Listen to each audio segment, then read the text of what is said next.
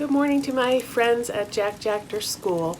My name is Patty Watts, and I am the Director of Senior Services for the town of Colchester, which means that I run the Colchester Senior Center. I'm sad to not be there in person today. Things are still a little bit different with the COVID pandemic, but I am so glad that we were able to do this project again this year and find a way to bless seniors in our community.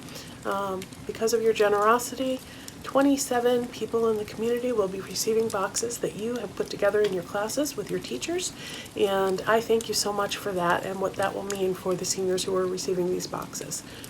The pandemic has been hard on all of us, that's for sure, but it's been particularly difficult for senior citizens in our midst. So the cheer that you are bringing to them will make such a difference this holiday season. I sincerely thank you for all that you've done and this continued collaboration between Jack Jachter Intermediate School and the Colchester Senior Center. I thank you all, and I wish you a very happy holiday season and a happy and healthy new year.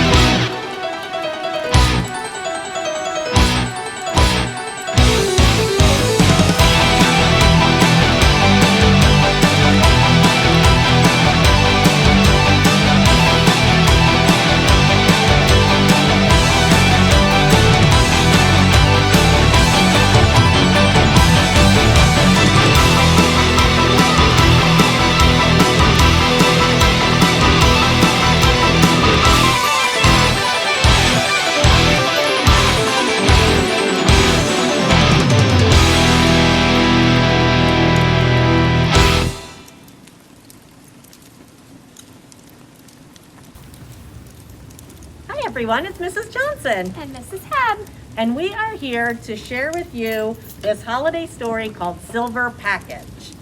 We wanted to send you on your way with a very good message and story. A story, yes. Okay, great. By Cynthia Ryland. Yes. Oh, and the paintings, they're beautiful. By Chris Van Sunpite. Or Yep. Sunpete. But there's no van in there. It's just a K. K. Yeah, that's K. Chris Van Allsburg. He didn't do this one. Chris K. Sunpete. Yes. Awesome. Okay, here we go. Silver packages. An Appalachian Christmas story. Oh, sorry. Good. Okay. You start. A train comes through Appalachia every year at Christmas time.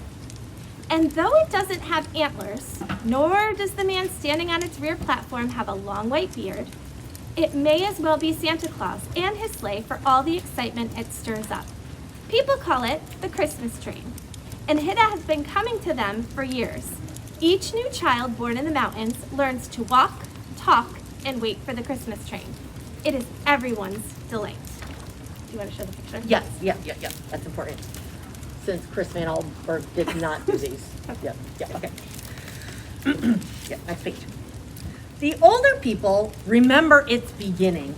They tell of a rich man who had come traveling through the hills by car many years back. No one knows why he came up into the hills. But why isn't important.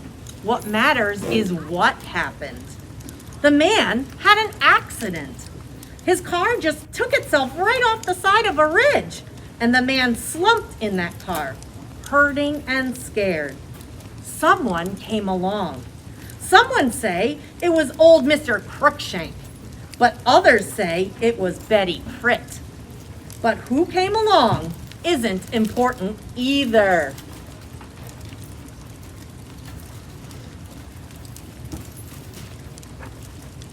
Whoever it was that pulled that rich man out of his car and took him into a house in the hills was where he was nursed and cared for until he could make it out on his own. When he left, the rich man tried to give money to the people who had helped him, but they would not accept it. So that rich man left the mountains feeling he owed a great debt, and for the remaining years of his life, he has been repaying this debt from the caboose of a Christmas train he brings into the hills each December. On the 23rd, is that today? That's today.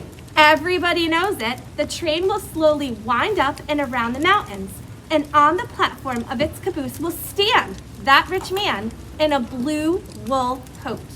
He will toss a sparkling silver package into the hands of each child who waits beside the tracks, and for some, it will be the only present they receive. So that train, it's awfully important.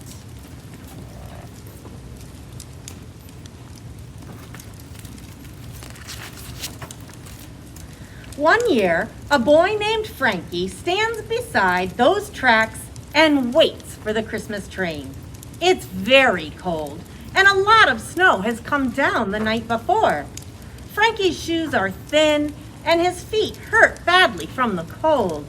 But he is determined to wait, even if his feet and all the rest of him become ice.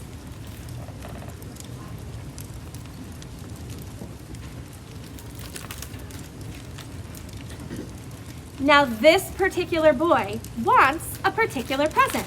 Not just any present tossed from the back of that train, a particular present, a doctor's kit. He's been waiting for it beside the tracks. The train comes through finally, noisy and steaming and scary. It is so big, but everyone loves to see it, and they cheer and clap, and some of the mothers even weep to see it coming. Frankie stands there at the tracks, praying for a doctor kit, till he sees the caboose slowly coming up. And when it is just past his nose, he shouts and waves and runs after that train, his icy feet aching.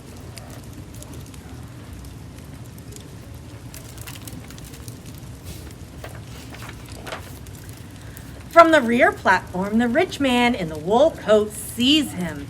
"Merry Christmas," he calls, and he tosses into Frankie's hand a sparkling silver package. Frankie stops running. He's out of breath, so he can't yell thank you. He can only hold tight to his gift and wave to the man and the train disappearing into the mountains.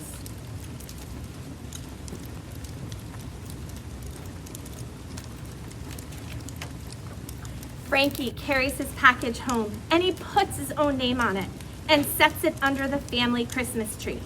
On Christmas morning, he opens it. It isn't a doctor's kit. It's a cowboy holster set and 3 pairs of thick red socks. Frankie looks at his mother and his father and his brothers and his sisters and tries not to cry.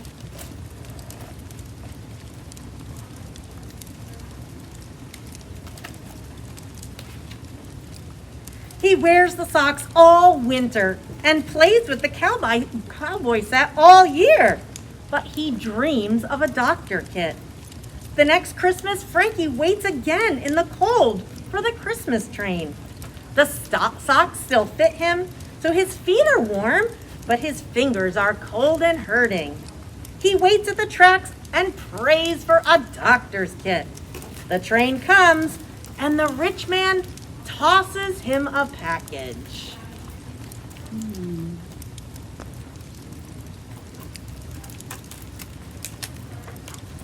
And on Christmas morning, Frankie opens it.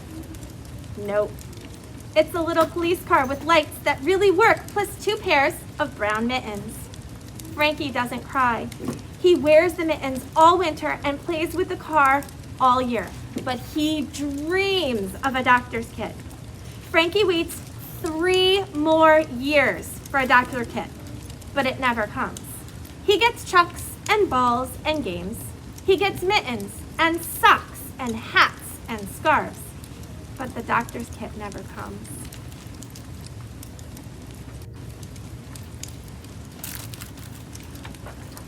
When Frankie grows up, he moves away, out of the hills. He lives in different places and meets different kinds of people. And he himself changes a little into a different kind of person. But deep in him, never changing, are his memories. And what he remembers most about being a boy in the hills is that just when it seemed his feet would freeze in the snow, a man on a train had brought socks. Just when it seemed like his fingers were hardening into ice, the man brought him mittens. And just when the cold wind was cutting as sharp as a blade into his throat, That's a simile. yes, the man had brought a scarf. And just when Frankie's ears were numb with red cold, the man brought a hat.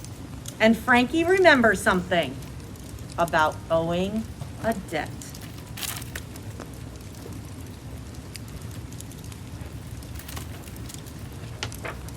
So a grown man who has been gone a very long time moves back into those same mountains to live. His brothers and sisters are still there, waiting for him.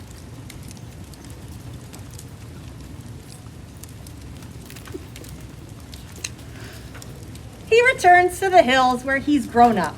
And that winter, near Christmas, he stands at the tracks, watching the children wait for the train.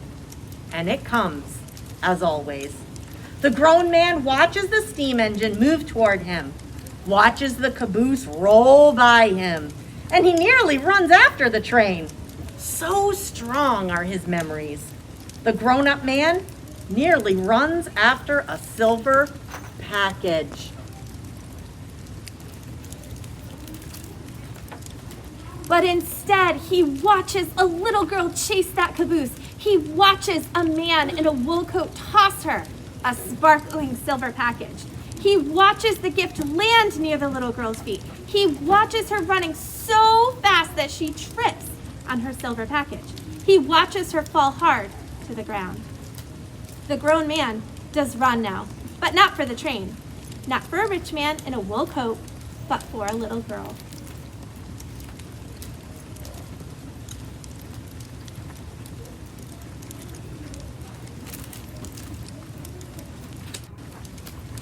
He picks her up. He wipes away her tears with a scarf from around his neck, and he smiles at her. "It's okay, little one," he says easily. "The train is disappearing into the trees." He had meant to wave to the rich man, but there wasn't time.